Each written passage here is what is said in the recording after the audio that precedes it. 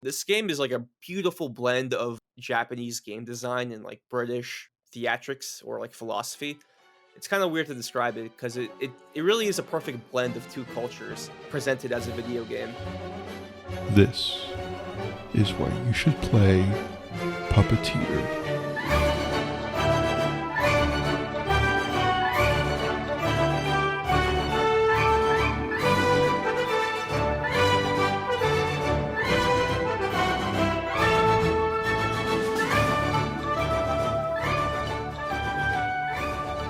Why, hello, and welcome to another episode of Why You Should Play. Finally, in the immortal words of legendary game creator Hideo Kojima, I'm back.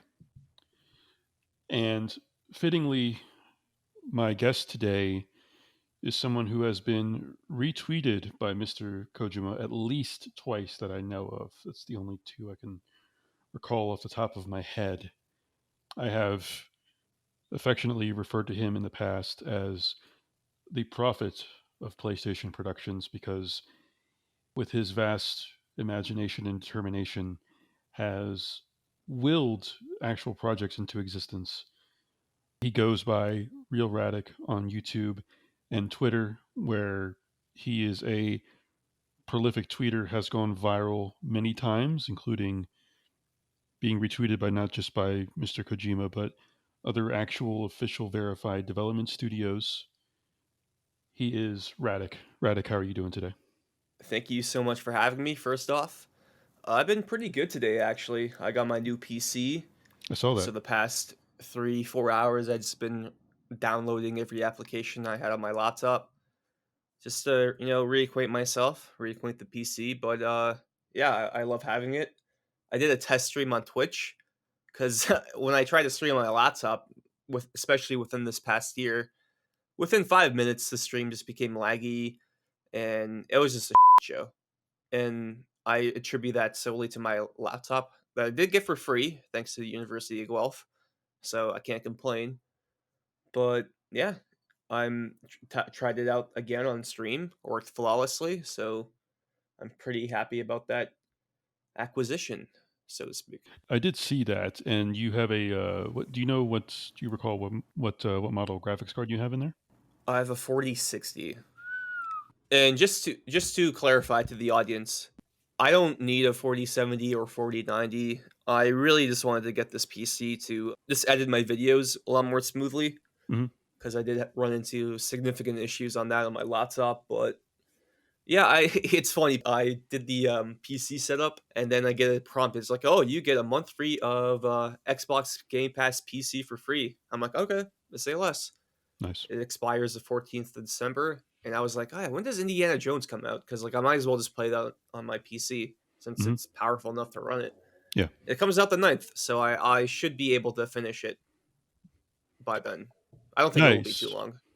No, I think the word is it's going to be like 15-ish hours. I think more maybe like 30 if you're going for like a really um heavy completion run. But yeah, they are handing out those free Game Pass trials. It's I don't know if you may be too young to remember this, but they used to hand out demo discs for AOL service, like dial-up service, and they were just everywhere. Like you would find them at movie theaters, and people would fling them around like frisbees. And so these Game Pass trials really are like the AOL free trial discs. But in fact, I was going to ask you, did you confirm that your PC is also an Xbox?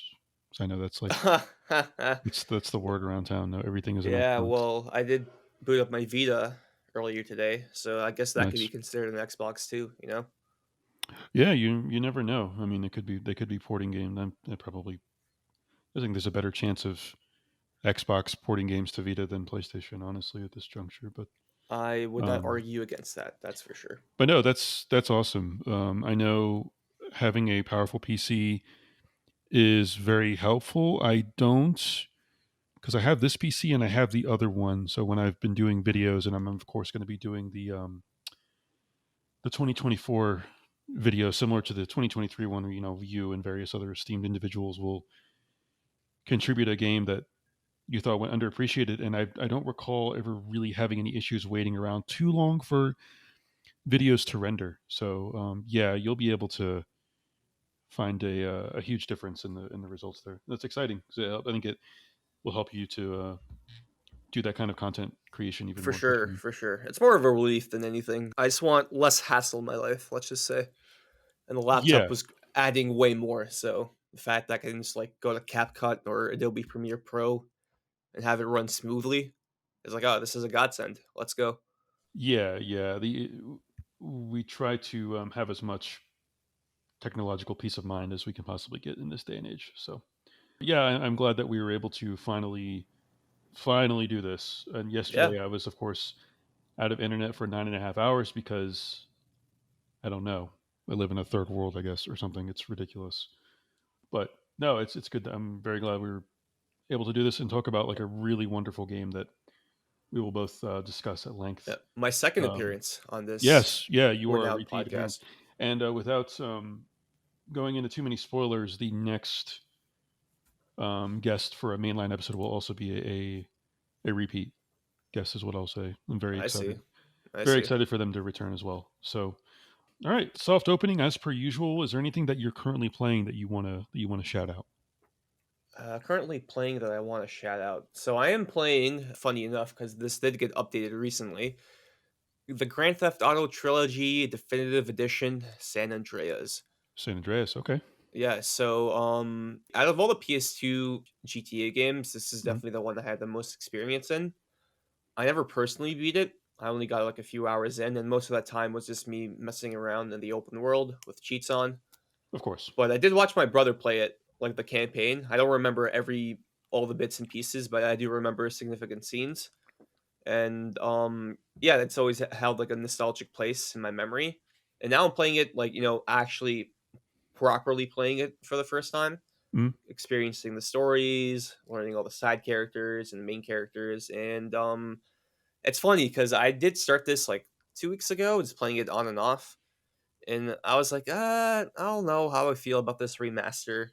Because at launch, this remaster was like notoriously panned for it being a shit show. Yeah, it was. They were atrocious. I mean, my expectations were limited because those GTA games haven't aged that well. But just yeah, in terms of performance and stability, it was not. It was bad. It was very. I lasted like maybe 5 minutes into San Andreas and I just uninstalled. And then the update happened, which apparently fixed a lot of stuff and made Mhm. Ryder actually look proportionally correct when he's riding a bicycle, which really bothered me. That specifically really bothered me. Yeah. And they did a bunch of other quality of life fixes. It's not perfect yet. They'll definitely do a few more patches to clean things up. Mhm. But the most important thing is that they added the classic lighting. San Andreas actually looks it has like the orange sepia tone for the sunsets Mhm. in Grove Street, and it looks like how I remember it looking back in the day. So the classic lighting update is actually made the game significantly look way better, in my opinion. Plus, with all the quality of life enhancements, it's like been a lot more enjoyable to play, and it's cool. It's cool, man. Just listening to the radio and what satire was like in the early 2000s, Mhm. how it was written, has been cool to Yeah. experience, and all the celebrity voice acting, mainly Samuel L. Jackson Yeah. as Officer Tenpenny. I'm like, oh, yeah, I totally forgot about this. Yeah. It was funny because way back when I heard Sam Jackson was going to be in the game, it was almost like Keanu Reeves in Cyberpunk, where it's like, okay, he'll have like maybe two or three scenes, but no, it really is like Keanu Reeves in Cyberpunk. Like Sam Jackson is pretty much a constant. He's probably one of the biggest supporting characters in the game, and For sure. I think he is more or less the primary antagonist of the game. Yeah, that's the vibe I'm getting so far. It definitely seems like he's going to be like the main guy you fight at the end. No, yeah, I'm glad you're enjoying those. And I know they were originally outsourced to some like no-name studio that did a terrible job, and they actually, I guess, they did such poor of a job that their name was removed from this when this update dropped. So Yeah, it was that's a like, whole oof. weird situation. We don't have to Yeah. get into it, but apparently a dev was tweeting that they actually did most of the work on that update that fixed the game too, but Rockstar didn't want to credit them. It's like a whole controversy right now. Oh wow, I didn't realize that. Yeah, I mean, the fact that their name was removed wasn't that. surprising. I think there's like that has a stain on them, kind of Oh, for sure. For similar sure. to what's that? Gosh, I've Firewalk? already yeah, Yeah. Firewalk exactly. It's like you try to do another Firewalk game or try to relaunch Concord, the stink is just too. Yep. Yeah, do you plan on trying any of the other ones? I would say try Vice City as well. It's um that one's really wild because it draws even more from movies. It's kind of like an Italian Scarface. I don't know if you've seen that movie, but I think Oh, also yeah, of course. I Of think course. Vice City would be a little bit of a preview of GTA 6 as well, kind of like the South Florida vibes. I think that the lighting would do wonders for that game too because of The pink hue? Yeah, I yeah, the remember pink that. hue and the how it shines off of the architecture and the bright colors and the neon and yeah, it was that was one I was kind of always hoping would get like a full ground up remake, but I don't think Rockstar is willing to invest the time and effort into something to that level. Yeah. I'm just happy that like some of their games get updates like Red Dead Redemption and some other ones. But no, yeah, that's awesome that you're playing. Anything else that you want to shout out? Any other like epic trophy hunts that you're going on for any games or? Uh, Last game I platinumed was Siren on PS2. Oh, okay, Not much to say there. no. Cool horror game, definitely janky. Yeah, Combat definitely worse than Resident Evil and even Silent Hill, but that was a cool game. cool, And the next game, I do want to platinum the Silent Hill 2 remake as well, because that was the first time I played that game or any nice, Silent Hill game, and nice, that game was awesome. Loved it. nice. Yeah. And Any others upcoming soon that you plan to play or check out? I need to go back to Stellar Blade. Okay, I still haven't finished that game, so that's definitely on my docket. And last thing I do want to mention is because oh wait, two games I want to mention. Both of them I played because of Astrobot. I played and beat Onimusha for the first time, the remaster on PS5. Yep, because I think it came out on PS4 like in 2018, late 2018. Really cool game.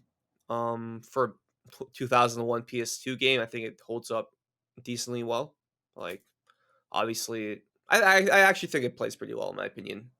Tank controls or fixed cameras aside, and I actually kind of like fixed cameras in games. I don't know, it gives like the more cinematic flair to me. But and the second game I do want to mention is a Vita game, and I'm finally playing Persona 4 Golden, which is I'm trying to treat as like an anime I'm watching every day. Like I'm playing just like an hour, 30 minutes to an hour every night, treating it like I'm watching an anime episode daily, and it's pretty cool so far. I'm only like 2.5 hours in, so I still have a lot more game apparently.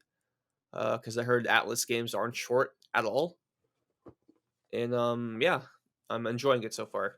It's like it's been a. I feel like I don't know. It's not like I've been avoiding Atlas games. It's just that there's such a time commitment, and I feel like all right, now is the perfect time to jump in. Thanks, Astrobot. After when I saw the Persona 4 Teddy character, I was like, oh yeah, like I bought this game years ago on my Vita. I might as well play it, and then now I finally am. awesome. That's good to hear. I know you're passionate about your trophy hunts, including you've done some videos about them, which I always enjoy because every once in a while I'm passionate enough about a game to go for the plat. If I like a game enough, I'm always wary of trying to go for a plat in the game where I end up somewhat resenting the game just due to the trophy requirements and such. But no, it's cool. I always like to pick trophy hunters' brains when they go for them. I do find it fascinating. So really quickly, what I've been playing that I want to shout out, I recently played the DLC for the Outer Worlds, which is of course Obsidian, and Outer Worlds 2 was announced, which I'm very excited about. And they have Avowed coming out in February, which I'm also very excited about. But the DLCs were both good. The first one was Paralon Gorgon, which was pretty good. It had some map issues that made it kind of annoying to just move around before you unlocked fast travel points. But then the second one was very good. It was Murder on Eridanos. The map was very practically laid out. It's basically a bunch of little biome areas that are suspended in the air and connected with long bridges.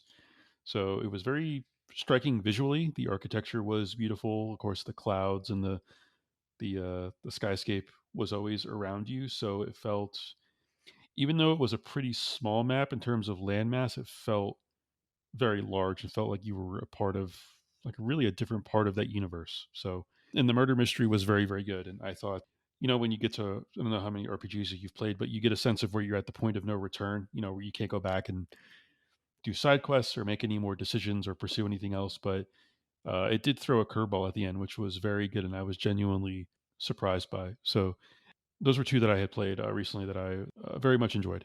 And so, what's coming up for me soon is Dragon Quest III, the HD 2D remake, which looks gorgeous. I recall you played a little bit of Dragon Quest 11 and enjoyed it, right? It's just a very long game. I think it's over like 100 hours. I remember you streamed it a little bit. So, yeah, I'm very Really? excited. I don't even remember that, to You be don't honest. remember streaming Dragon Quest 11? I remember watching you Nah. stream because I remember the music was so good. The vibes were off the charts. So the combination of the vibes and the visuals and the art was very good. This will be like my first Dragon Quest game that I've like properly dove into, and I've heard it's a good starting point. So I'm excited to play it. And the HD 2D art is just gorgeous. So, and then I've mentioned this to a few people, but I think it's finally very very close to for me to start doing this. Is I'm going to play Kingdom Hearts for the first time. Oh, nice. Yeah, yeah, and stream it because I promised many people, believe it or not, there are many passionate fans about that series. So I promised friends I was going to do it. What is your history with Kingdom Hearts? Quickly, are you a fan of it? Or Yeah, I was a fan of it growing up. okay, It's definitely something, the older I got progressively, the less interested I became in the franchise. understandable. I remember, yeah, Kingdom Hearts 3 came out 2019, like January 2019, Yeah, and I didn't even buy it at launch. I bought it like a few months after. Because it was just so long, and it's like my level of investment in the franchise is like greatly decreased. yeah, Not because like I was like actively against it. It's just like it's been so long, right? Like other yeah. things come up, life gets in the way. Mhm. But yeah, those PS2 games and the PSP game back in the day were really dope, really really dope.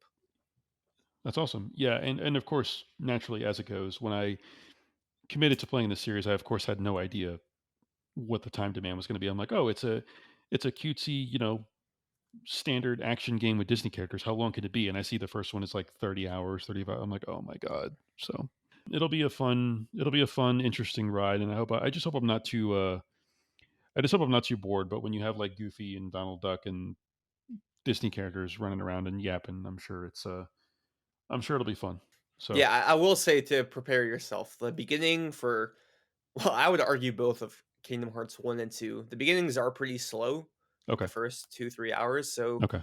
after you get past that, it really opens up, and that's when you finally get like the feel for like the game and what you will be doing for the rest of Okay. the franchise. That's slow starts are understandable. I think when you gear games towards kids, you need to have like not nearly that steep of an on ramp. So that's understandable. I'll keep that in mind though. That's good to know.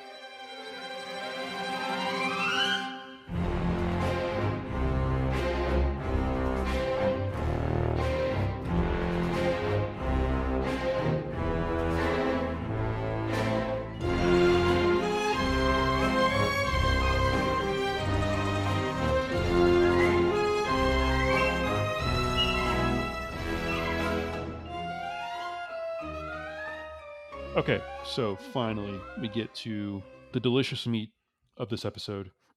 This game called Puppeteer. And before I really start delving into the finer details, I want to know, kind of on a human level, what was your background with this game? What was your introduction to it? What really kind of caused you to fall in love with it?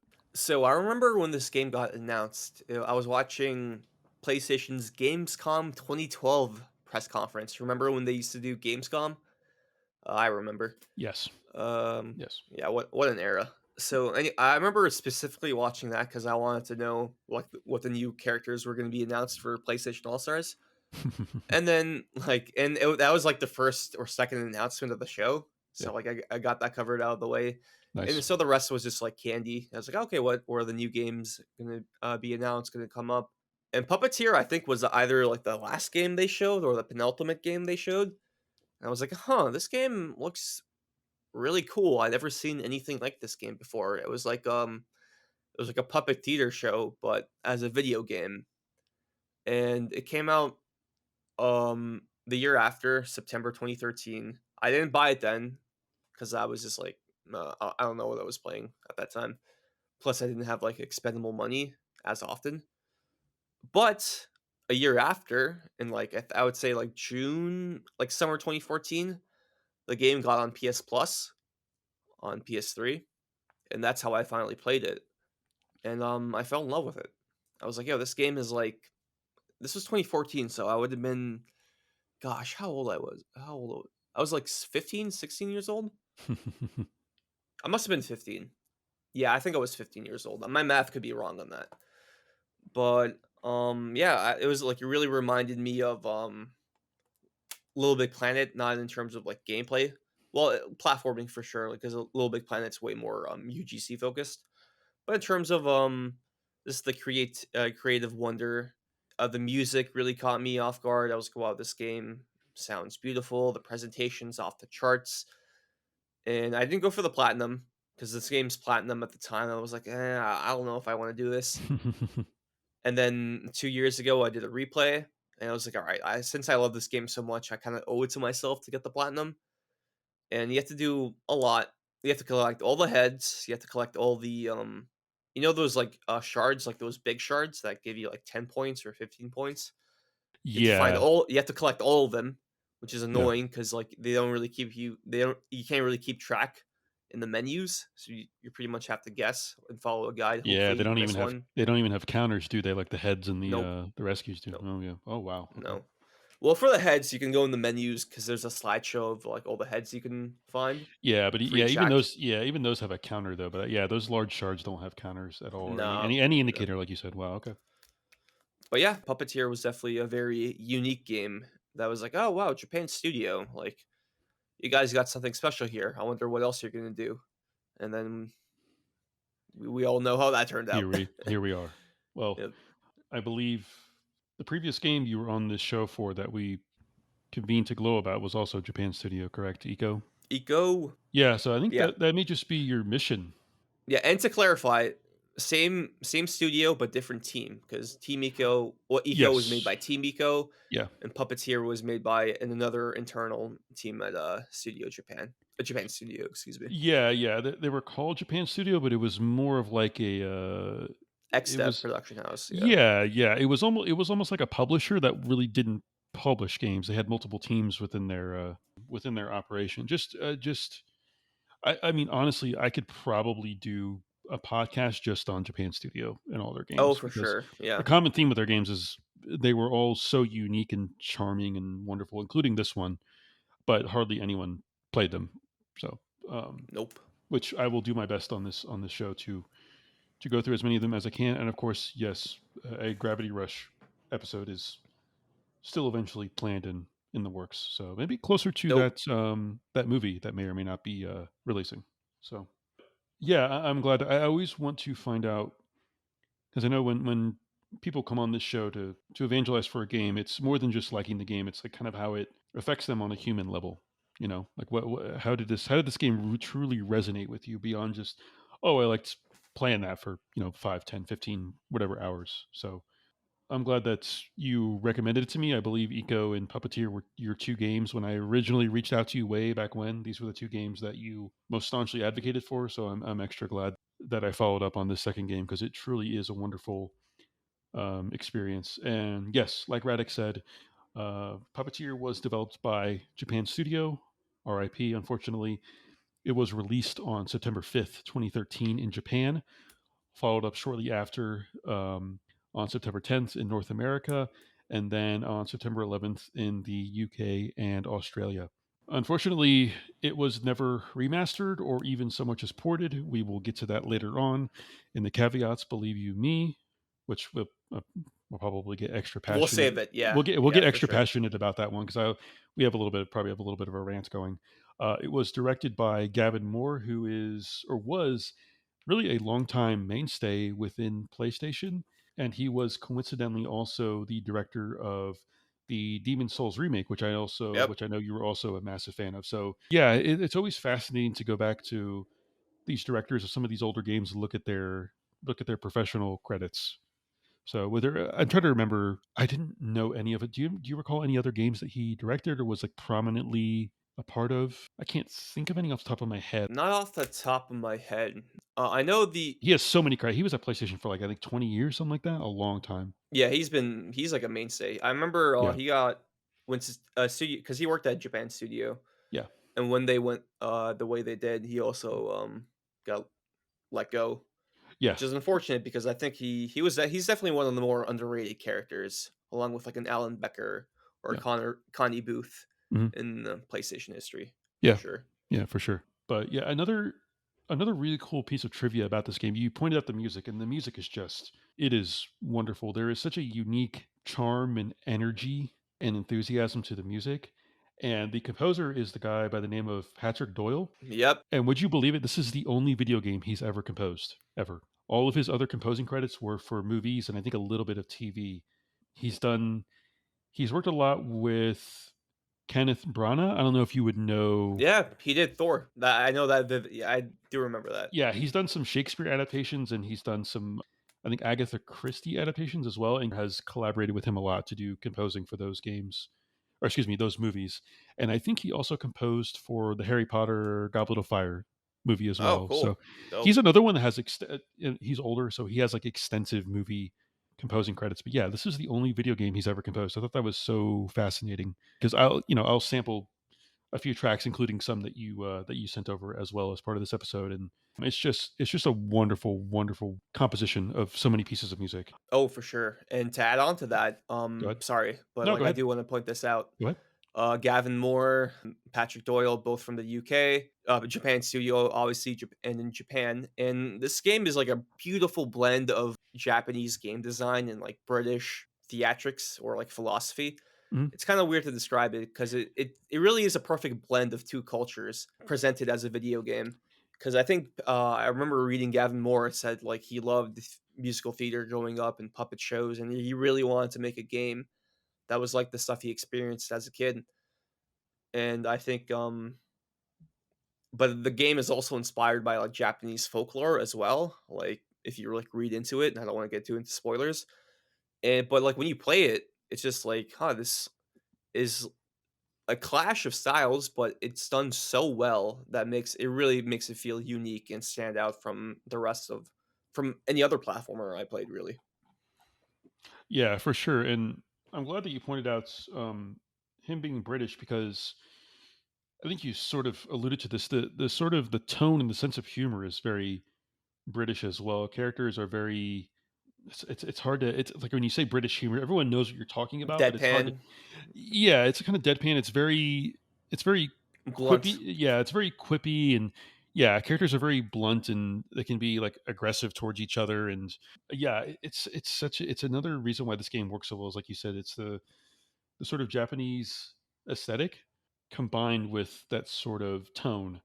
But yeah, and you highlighted the aspect of the stage play, which was kind of the first aspect of this game that I really wanted to dive heavily into is what a another beautiful genius blending of this game is it is a sense of a fairy tale adventure within the trappings of a stage play. And what I mean by that is the structure of this game is 7 acts and there's 3 curtains within each act and it's a literal curtain that opens and closes for each level within the stage.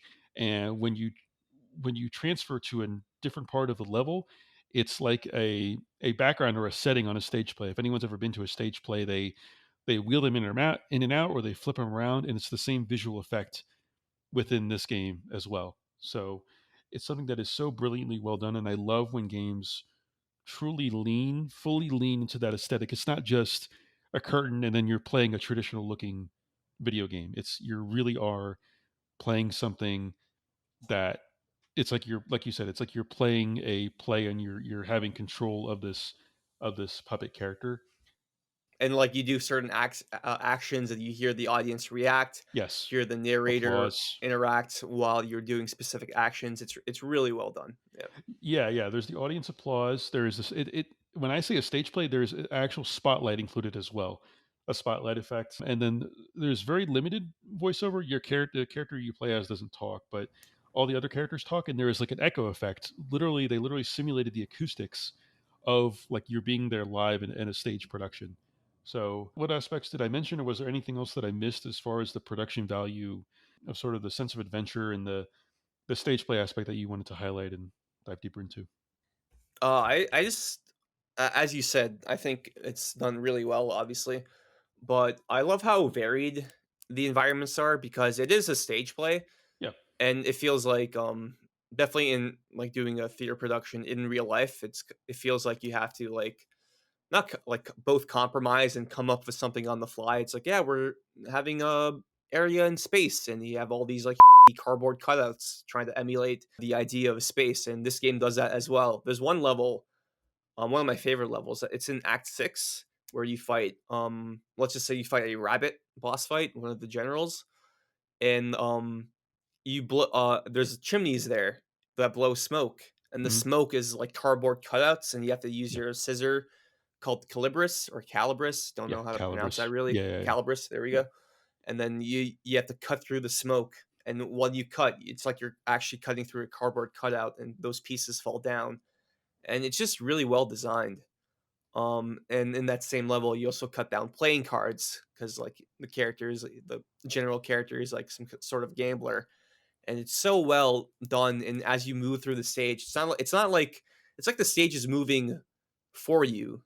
It's like I can picture Kuduro just staying in place, walking in place, but the actual stage and all the props are moving around him. And it's just really well done. Like the vibes of this game are immaculate, I would say. Yeah, for sure. People often they'll be kind of too glowing about a game. They'll say like, "Oh, you've never really played something like this before," and it's something that's maybe has a unique visual style, but it's a pretty bog standard like platformer or 2D action game or open world game.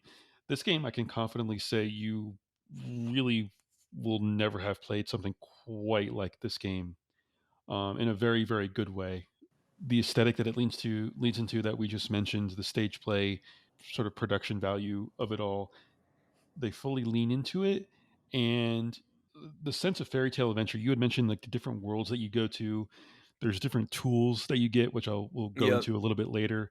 It really is such a unique amalgamation that works so seamlessly well together that it the really. narration too. Like, Yes, yeah, the yep, narration too, which is also like a stage play thing as well, to kind of, between scenes and acts and of a stage play, you'll have a narrator, and the narrator is just like he's like this most smarmy sounding guy, and he talks like this, and yep, it's very entertaining. It's a part of the British aspect of it all that's just so, there's a cheeky charm to it that is so infectious, and there's always a sense of adventure with this game. There's always going to be for something sure. new Yep. that you encounter, and another aspect that I really wanted to highlight about this game is there's so much talk about modern PlayStation games. How this 3D, over the shoulder, cinematic, third person action game.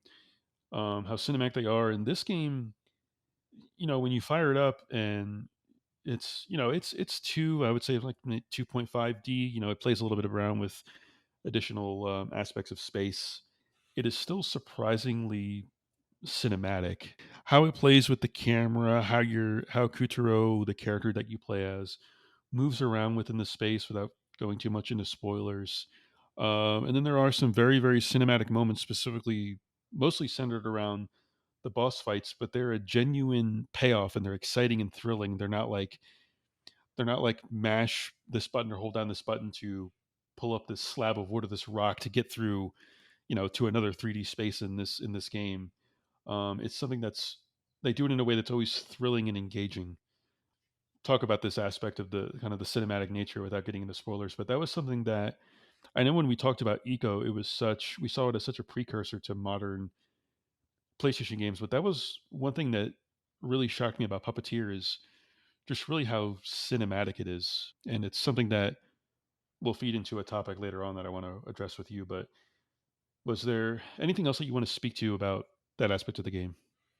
You mentioned the boss fights, and like Yeah. I really don't want to spoil the boss fights, but they really are excellent, excellent boss fights. Like you say the word cinematic, and yeah, this is definitely the most cinematic platformer I played Yeah. in terms of spectacle, in terms of like set pieces, Mhm. and I do appreciate it because like the gameplay hook, as we'll probably get into later, is really unique in the way they use that when you fight some of these bosses. Like the first one, and this isn't the first act, but like the tiger boss fight, Yeah. I thought was like when playing that for the first time, I was like, wow, this is like really cool in the way like it's presented, the mechanics of how you beat the guy, and yeah, and the boss fights just get even like way better after Tiger. So yeah, yeah, this game's boss fights are probably some of my favorite in any platformer, I would say.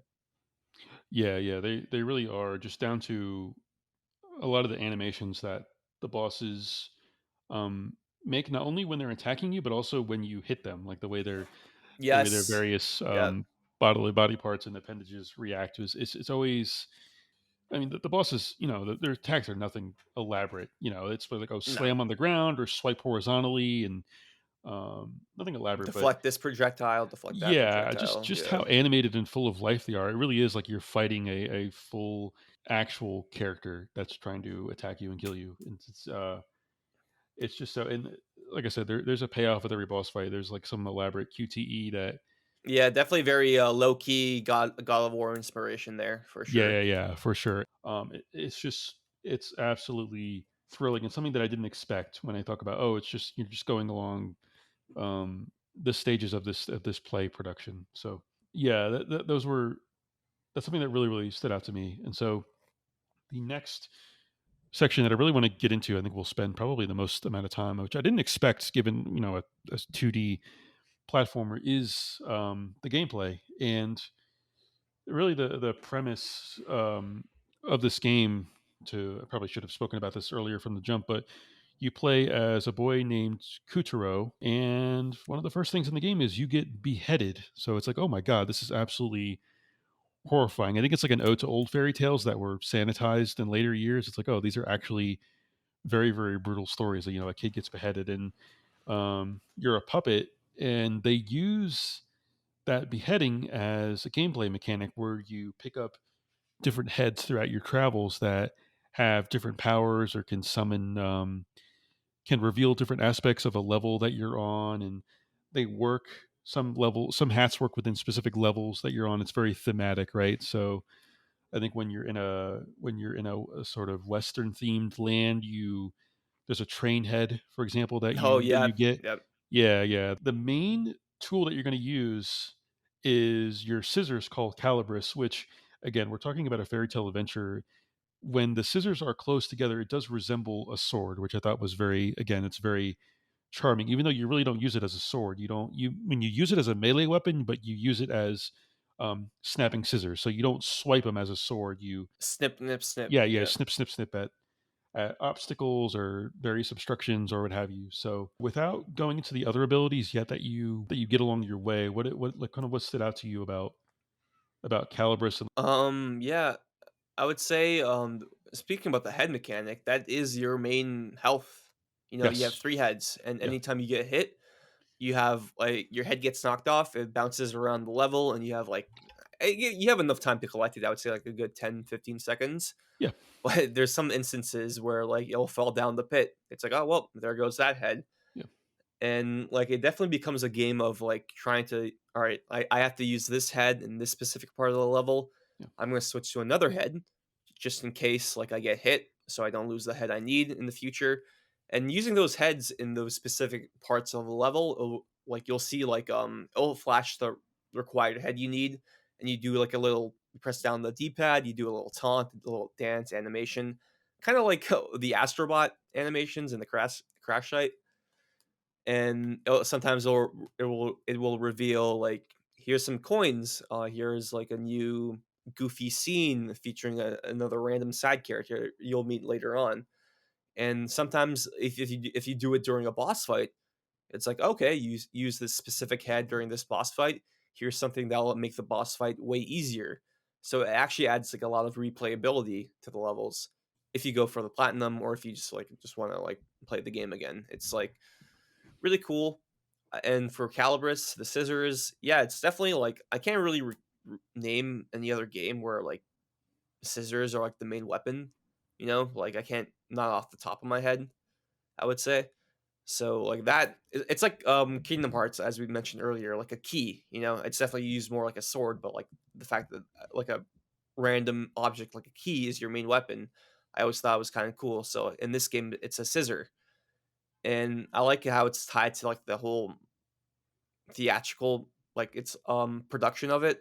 It's like, all right, yeah, let's like cut this part of the scene away. Like we don't need that. Let's just cut this up. So I always thought that was cool. There's the little enemies, like I would say, I can't remember what their names are exactly, but they're like purple minions that you fight, and you also have Hmm. to snip them away, which is Yeah. cool. Yeah. And you definitely unlock power ups as well. I don't want to get more into the. I don't want to spoil that, but it's definitely more mechanically deep than just your scissors. You unlock more items as you progress through the story, and it's not too complicated, which I actually like. I don't think this game needs like a you know leveling up system. You know, let's upgrade your scissors, upgrade this item, upgrade that item. Like, no, keep it simple. Your actions are your actions, and that's all the game really needed. It was surprisingly a little bit deeper. Like we both mentioned, there are additional mechanics that you get, and they all genuinely add to the gameplay loop. Because when you first start out, you're like, man, am I just going to be snipping things all day with these scissors? And sure enough, no, you do get more abilities throughout the game that add to the variety, and even the scissors calibers themselves, they undergo an upgrade later on in the game, which I found very surprising. A lot of times you get like your standard first piece of equipment or ability within a game, and then it's almost forgotten about later on in favor of other abilities that the developers, wanted to emphasize or highlight more. But even the scissors have an upgrade that was genuinely transformational, I think, to this base caliber scissors that you start out using. That was very rewarding and adds an element to the sort of platforming and traversal again that I didn't expect, but was extra rewarding, and it has a very cool effect with it as well, is what I'll say. And you highlighted this as well, is that you're going to be snipping so many things. A lot of curtains, you're going to be snipping like scissors. The scissors almost work as like a very fancy zip line. You'll go, around to different areas of the level, and it's very fast and thrilling, almost like a roller coaster ride that you're on. So I did want to talk about the other abilities that you get. I don't want to say how you get them. One is a bomb, and it's basically it's pretty standard. You'll throw it to explode barriers like rocks, or you'll throw it in some obstacles like some type of funnel or a shoe to explode it and to clear the path. That was very good. There is a shield that you get, which is probably I think one of the more unique ones. You get it very early on. You use it to deflect and reflect attacks. I found it a little bit actually kind of challenging at times because with the shield you can't freely move the joystick. You kind of have to align it left or right first and then line it up. So like if you have it set to the left, you can't immediately set it to the right. You have to reset it and then do it to the right. So it was a little bit tricky with that shield. And then you get a hook as well that doesn't work as like a swinging grappling hook like in Uncharted. It works as something where you use it to pull obstacles down or to pull enemies towards you or to break obstacles. So, and then there is a mask which basically makes you powered up to be able to slam down on obstacles or enemies. Of those four additional abilities, do you know which one was your favorite, or was there one or more that you wanted to shout out specifically? You mentioned the shield, and that's definitely the one that sticks out to me because there's definitely points in the game where there's like multiple projectiles Yeah. shooting at you, and you have to be very deliberate of which ones you're going to reflect where, Mhm. and that became a cool mechanic. Other than that, I do want to shout out that these four abilities are like tied into the story, into the lore. I won't get Mhm. into specifics, but these are like these four heads have were pretty important in the past events of Puppeteer. Let's just say. So I do like how everything has like a reason to be there. Let's just say. it makes you appreciate the game even more because they, as a certain famous podcaster always harps on, it's about the little things, in games. So it made them extra rewarding getting them and be able to use them and become proficient with them. So the last item that I have under the gameplay is, you spoke to these as well, is the boss fights. And I really don't want to get into spoilers, but they do such a good job of using the mechanics that you require throughout the game, as well as these rewarding cinematic QTEs at the end of them. And all the bosses are so unique, not just in terms of their artistic design, but how you fight them.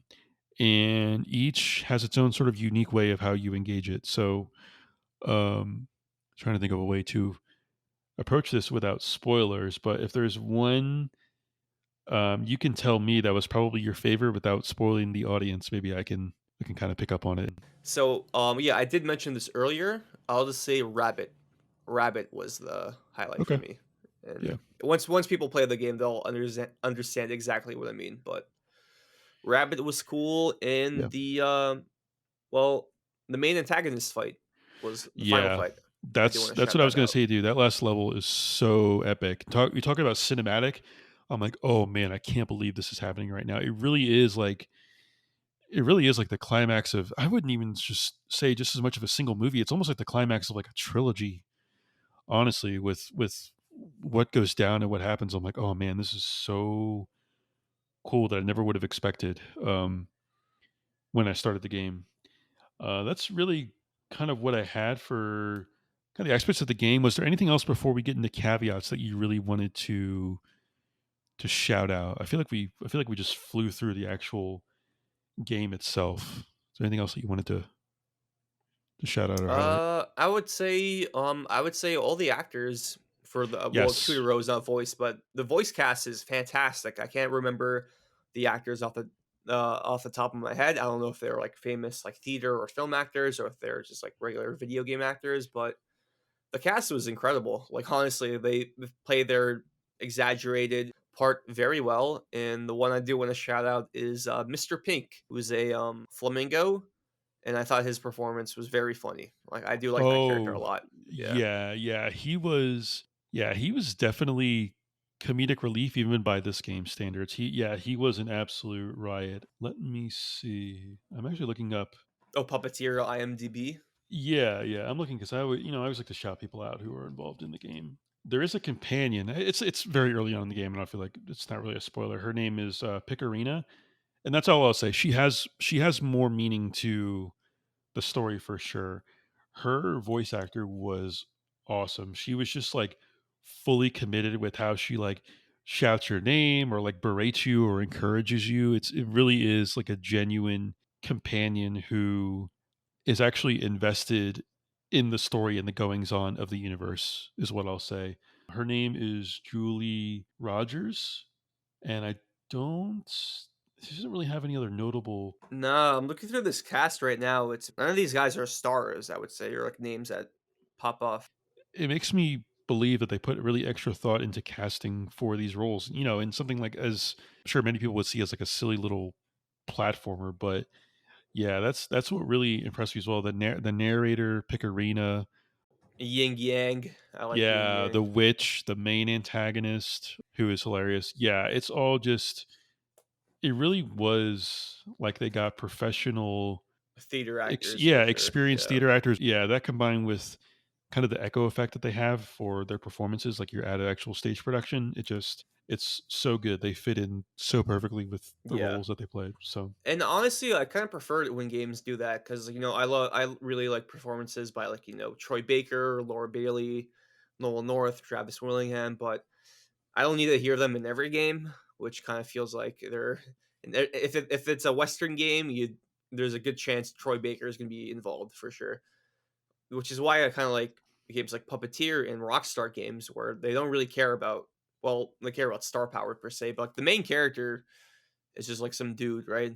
Especially in a Rockstar game, it's usually his first role ever, and like you're not thinking about like, oh, does this guy sound like Troy Baker? Does he sound like Nolan North? Does he sound like X actor, Y actress, blah blah blah? So I really appreciate that Puppeteer went for like unknowns. I think it really adds to the experience for me. Yeah, yeah, it really helps the escapism, which I think you really, really need in a game like this. Like we said, it's it really is like you're going to a stage play, and like you want to feel like you're engrossed in the world and the characters. And someone like like Troy Baker, for example, is playing Indiana Jones in the upcoming game, and it's like, well, now that I know that, it's basically Troy Baker doing a Harrison Ford impression, right? Yeah, It's it's not the like red dot on the cashmere sweater. It's like once you see it, you can't yeah, unnotice it, or once you hear it, you can't unnotice it. yeah, exactly. And you brought up Rockstar as well. God, not John Marston, the guy in Red Dead 2. I forget his name. Oh, I'm Arthur drawing a Morgan.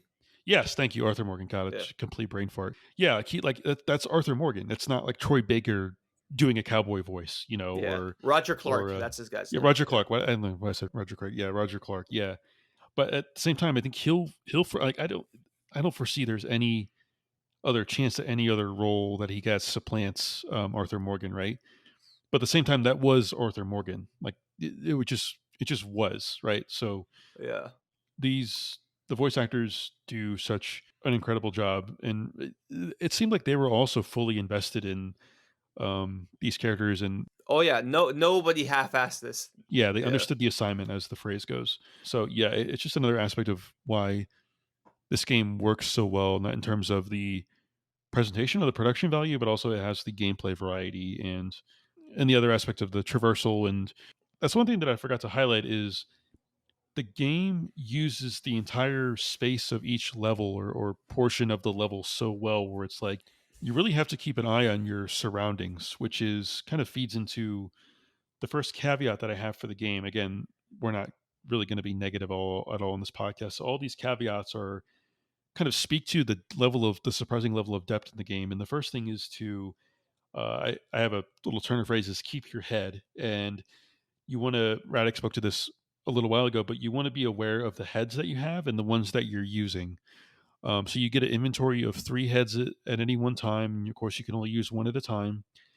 And so you want to make sure of the ones that are one of the all 3 that are in your inventory and the one that you're currently wearing, because some area, even multiple areas within a level, they may call for different heads within that single level, even though maybe one head is aesthetically more appropriate for the level.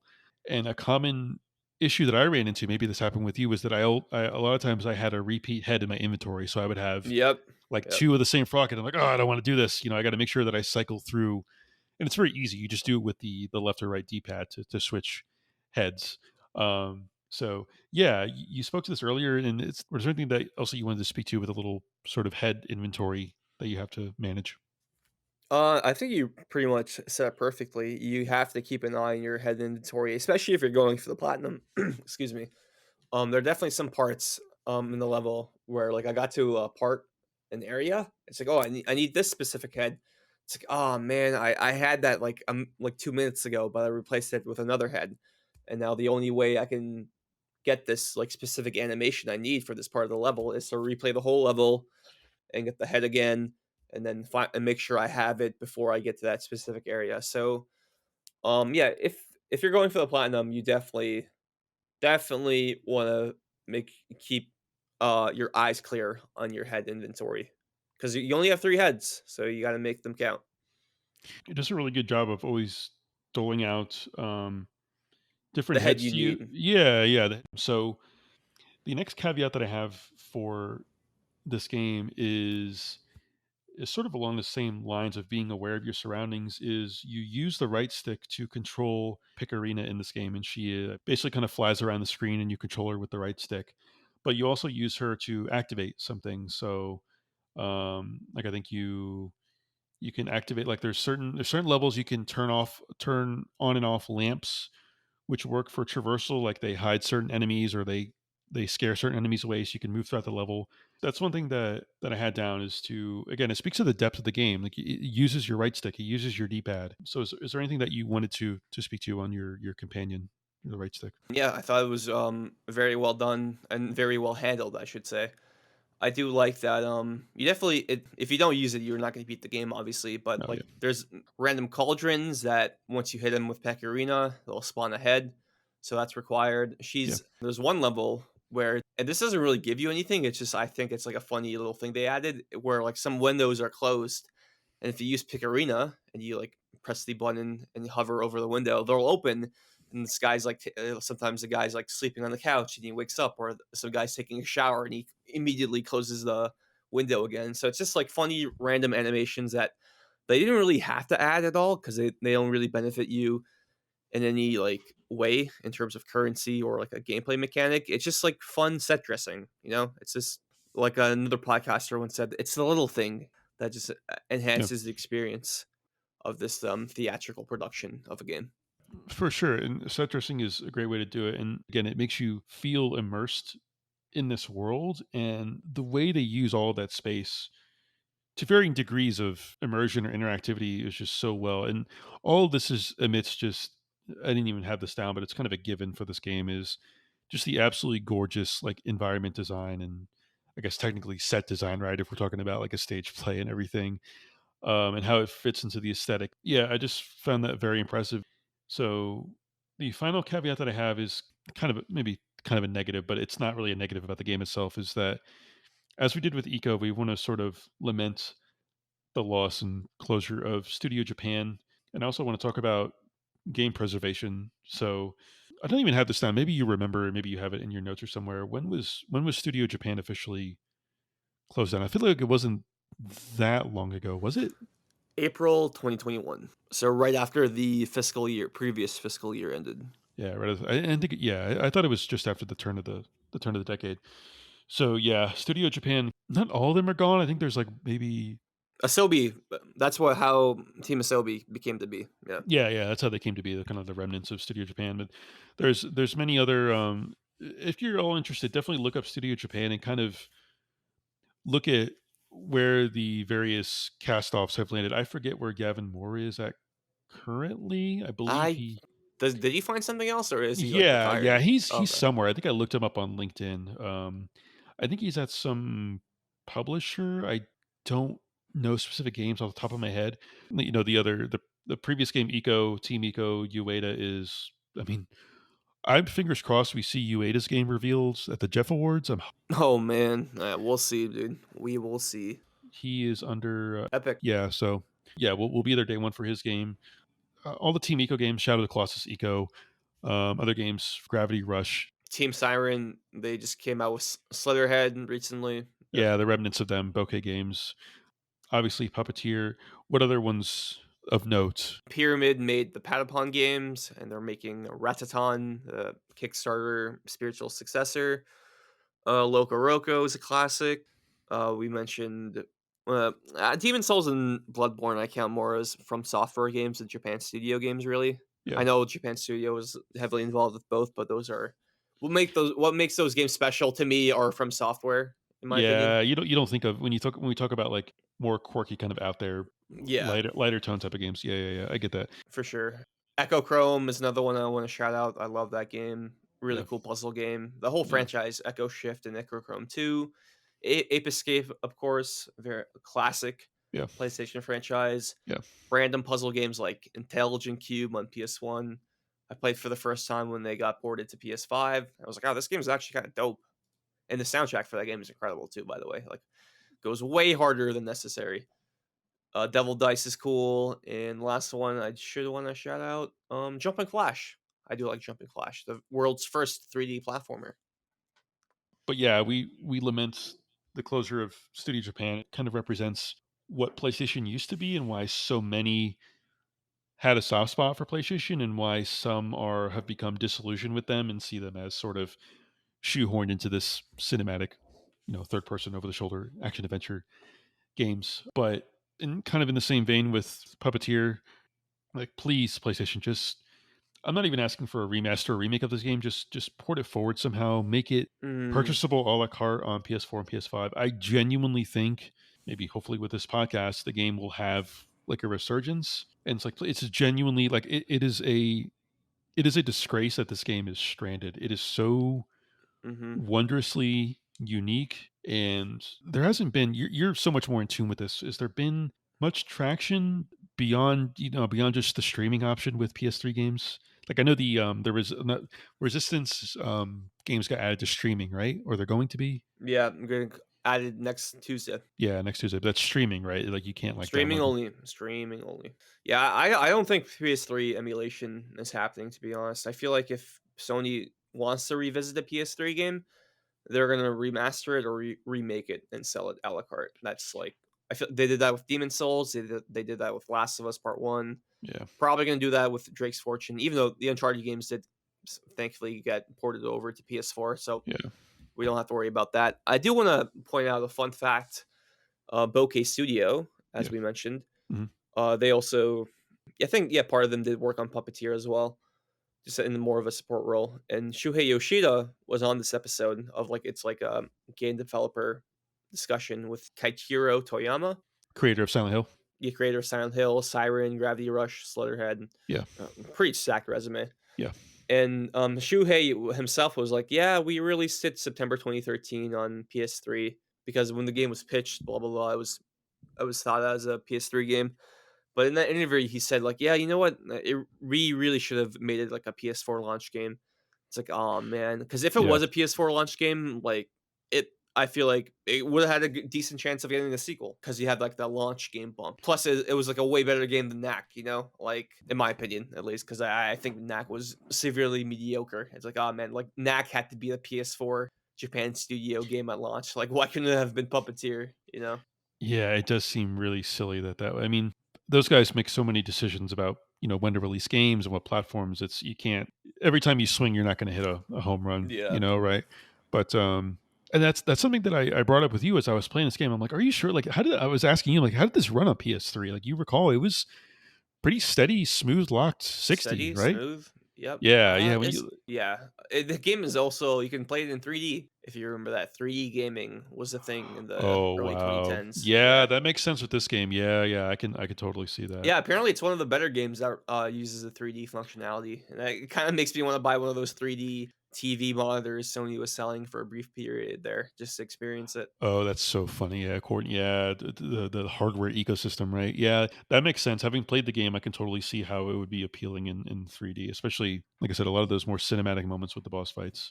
But yeah, I mean, in terms of preservations, I will be upfront and honest with everyone. I did play this through the emulator RPCS3 because I don't even have a PS3. I I don't have one. This game's again, I will be upfront honest with you. This game's ISO, which is the image, basically it's a digital image of the disk, all the data. It's right there on the archive.org site, which is how I believe how I played Chibi Robo was, the ISO through the archive site, downloading it, playing it through the emulator. I played it absolutely fine. I played it with an Xbox controller, so like That's funny. RPCS3 is also an Xbox now, so that's Yeah. but it was goofy getting the PlayStation button prompts, and I'm like, "Oh wait, that's not the right Oh, X." X is yeah. Yeah, yeah, X because it is yeah. yeah, because it's part of the Square button, cinematic, right? right? Yeah, Yeah. yeah. So you can't necessarily change that. Yeah. So those QTEs, I had to stop for a second and make sure that I was pressing the right button. But no, yeah, it runs absolutely fine. I recorded gameplay just fine. Were you playing like 4K 60 or like 1080 60? I think 1080 60. Yeah, I don't think I was playing 4K. Yeah, that's all you really need. Really, I don't think this game needs to be upper res to 4K. I have 27-inch monitors. I wasn't even using the whole screen anyway, so it would have been like overkill to have like a massive resolution. Yeah, but the game looks beautiful. Again, if you're at all curious about it, it's very simple to do. I joke with Radek that I'm over the age of 26, so I'm like a boomer to him. So it was easy enough for me to do. You could totally make it work, and I have no apologies about that because I'm not.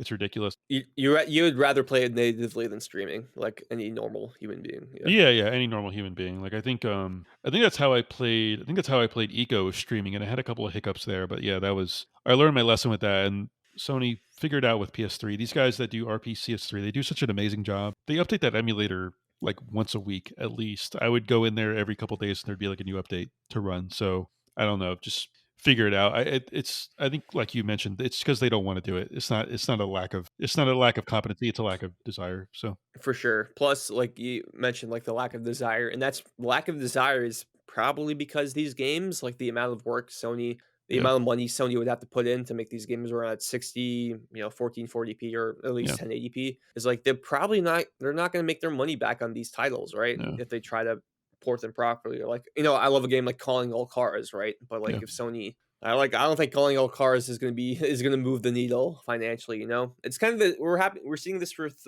Freedom Wars Remastered, right? Sony didn't even want to publish it themselves, right? They gave the license to Namco. It's like you pay for this because we don't believe this will be successful financially. And as much as I love Freedom Wars, like I don't think the remaster is gonna sell or like light the world on fire. And that's another great Japan studio game that was locked on Vita. So at least something is getting like being freed from PS3 / Vita jail. But yeah, I'm happy for that in terms of a preservation perspective because I think it's awesome. It's having a second chance of life, but am I expecting it to do well financially? No, unfortunately not. Yeah.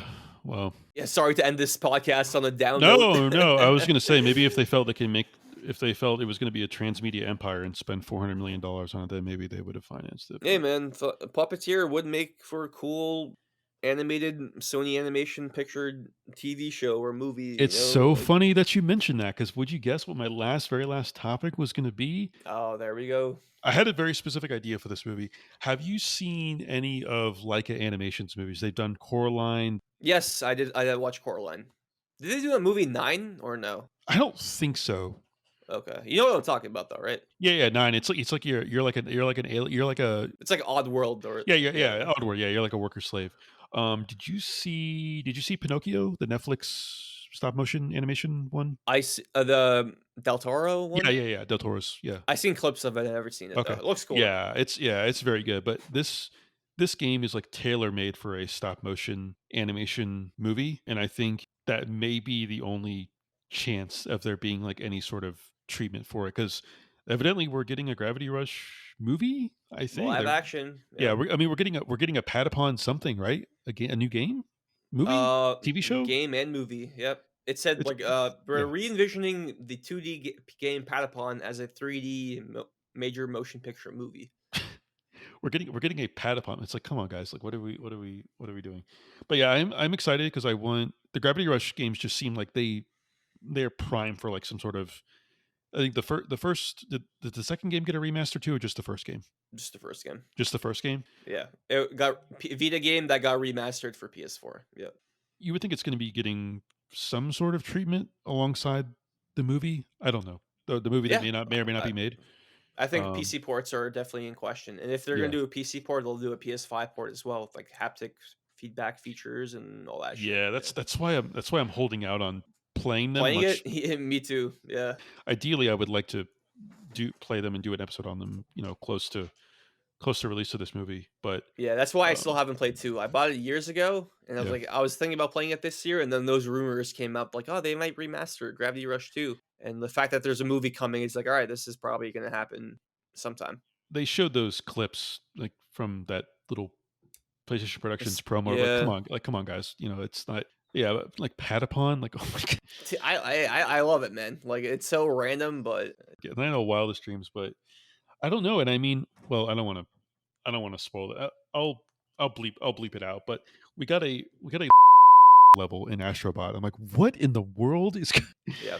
I couldn't believe it. I was like, man, that is so wild. But yeah, but Hiroki Totoki, or Toto as I like to call him, please just again, this is your people. This is Studio Japan. This is like I don't know, definitely one of the more. I think if you're talking about the Mount Rushmore of like most unique PlayStation games, I would say that this game is on there. It would be all Japan studio games, let's be real. Yeah. Yeah, I know. Are you? I know you. A lot of us film dorks. You kind of roll your eyes at us, but there's this idea of the Criterion collection for movies. This game would be in like a Criterion collection for video games. That's how like unique and special I think it is. Yeah. But hu- Agreed. if you feel the need to buy it, I think the physical game prices are a little bit. I think it used to be $50, $60, but I think I've seen it for like 30 around Yeah. there, 40. So just please play this game if you're at all a fan of PlayStation and you want something that's a little bit more unique. Then for sure play it. Yeah, and if you have good enough internet, You could check it out on streaming, see if you Yeah, can tolerate it. Because I know like the streaming quality has been better as compared to what it was like even 2 years ago. yeah. So, but it definitely, if you have a PS3 or CPCS or PCS3, you can Mhm. definitely have those options. I think it might be like $20 on the PS3 store, 30 bucks. No, I think it's like $20 at most, and I think that's like totally worth it, even if it is an 11-year-old game. At least it's still for sale on there. Yeah, Yeah. yeah. Yeah, I think because it retailed for, like, 40 physically back in the day. Still didn't sell that well.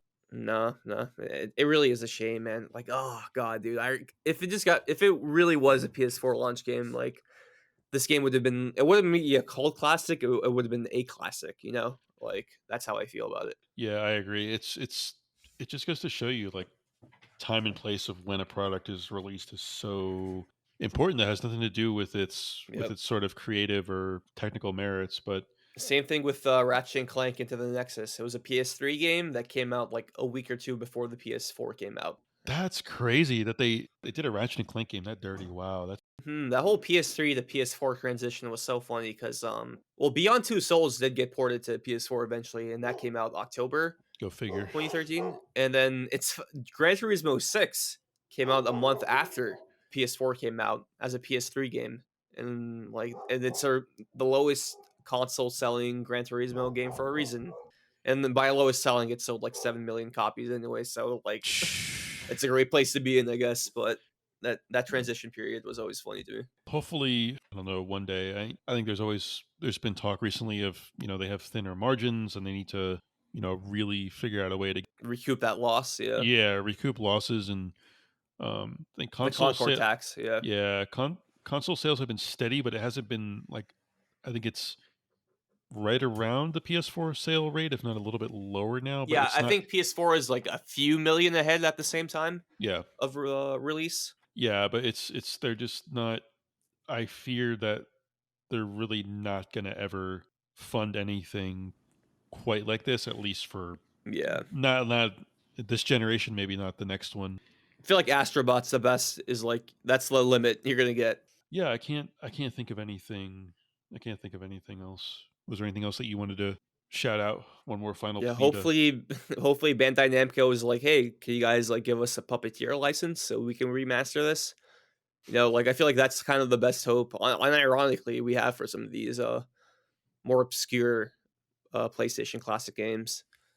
Because I feel like Puppeteer would be in that Freedom Wars tier, unfortunately, of recognition in terms of a mainstream gamer appeal. did Freedom Wars it seems like something that would be more popular in Japan, right? Just Oh kind of yeah, what I that was recall. definitely Yeah. definitely Japan skewed for sure. This has definitely been one of my more memorable gaming experiences for sure as part of this podcast because I really had no idea what to expect going in. I didn't watch any trailers, didn't watch any gameplay. I'm like, all right, I'm gonna play this game called Puppeteer and this, this goofy looking puppet with scissors and it turned into something that's genuinely one of the most unique things I've played and I think will definitely be one of the most unique things that anyone else has played. So Radek, thank you so much as always. I look forward to your contribution to the 2024 episode. I'm excited to see what game you hype up.